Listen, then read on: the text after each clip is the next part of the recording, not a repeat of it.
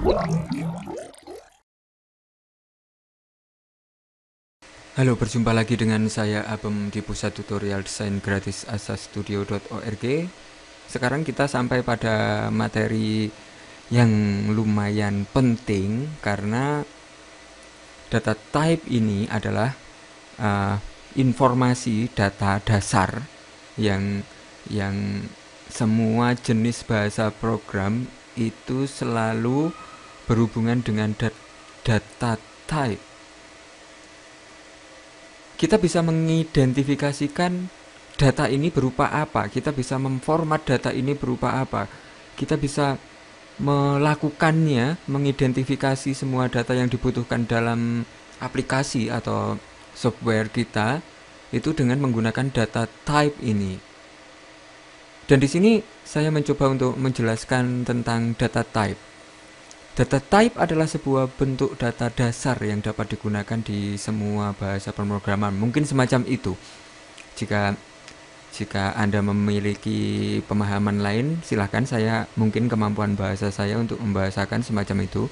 Dan sedikitnya terdapat sekitar 8 data type pada Java. Di situ ada byte, short, int, long, float, double, char, boolean. Dan ke-8 data type tersebut dikelompokkan menjadi 4 grup, menjadi 4. Oke, di sini grup menjadi 4 grup. Dan integer itu angka, floating point angka yang memiliki koma, tidak valid 1, 2, tapi 2, 3, semacam itu. Dan di sini adalah karakter. Karakter adalah semua jenis simbol dan huruf yang berada di komputer, di keyboard mungkin. Dan yang keempat adalah boolean. Boolean adalah sebuah data identifikasi yang hanya berisi benar dan salah. Kita lanjut ke selanjutnya. Di sini tentang integer, penjelasan tentang integer.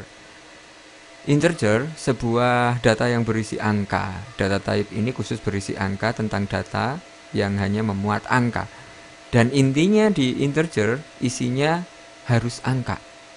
Dan di sini ada 4 data type yang masuk ke grup ini, yaitu byte, biasanya bekerja di 8 bit, short 16 bit, int 32 bit, long 64 bit, dan angkanya di sini adalah berbeda.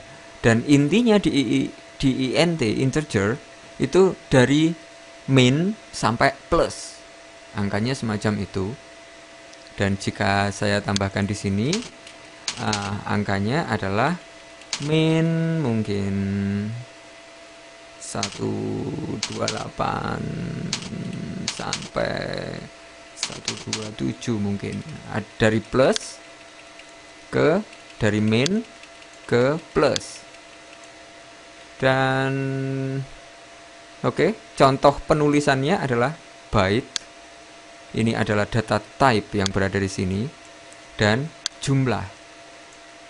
Jumlah adalah nama variabel, dan di variabel kita akan membahas setelah kita membahas data type. Penulisannya harus seperti itu. Ada data type dan variabel. Kita menentukan variabel ini sebagai data yang mana. Jika long, maka setelah long ada variabel. Setelah short ada variabel. Oke, kita lanjutkan ke floating. Di floating point adalah sebuah data yang berisi angka dengan koma yang sudah saya jelaskan tadi. Dan di sini ada 2 data type yang masuk ke grup ini, yaitu float dan double. Di float biasanya 32 bit, double 64 bit. Dan contoh penulisannya sama dengan di integer karena memang aturannya seperti ini, yaitu data type dan spasi lalu variabel. Data type spasi variabel, seperti itu. Kita lanjutkan ke karakter. Karakter itu sebuah data yang hampir semua jenis karakter, termasuk simbol, termasuk angka, termasuk semua karakter yang berada, hampir semua karakter yang ada di keyboard, kita bisa menggunakan dengan ini, dengan jenis karakter. Dan karakter bekerja di 16 bit. Contohnya adalah ini, karakter. Kita bisa memberikan data type, lalu variabel, dan kita bisa menggabung dengan variabel 2 atau data type dan variabel. Hasilnya akan sama. Kita lanjutkan pembahasan terakhir, grup, dan di sini adalah boolean. Di boolean, di sini hanya ada pernyataan salah dan benar. Salah dan benar. True dan false. Di sini fungsinya kita hanya mendeteksi bahwa umpamanya variabel ini sama dengan ini salah umpamanya. Jika seharusnya ini tapi di sini salah, maka dia akan bekerja di fungsi yang kita tentukan, dan jika benar maka dia akan bekerja di fungsi yang kita tentukan. Sebagai contoh, boolean mulai. Jika di boolean ini adalah mulai dan isinya mulai adalah 1, maka berarti di sini mulai dan akan bekerja di fungsi mulai mungkin. Semacam itu. Dan dasar data type adalah penting di semua jenis pemrograman. Walaupun Anda bekerja di PHP atau JavaScript atau jQuery atau macam-macam, selalu ada yang namanya variabel. Dan variabel adalah penting untuk kita ketahui di awal. Oke, sekian tutorial tentang data type, dan kita lanjutkan ke materi selanjutnya, yaitu variabel.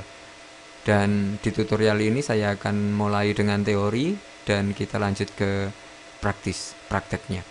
Oke, kita lanjut ke materi selanjutnya. Salam.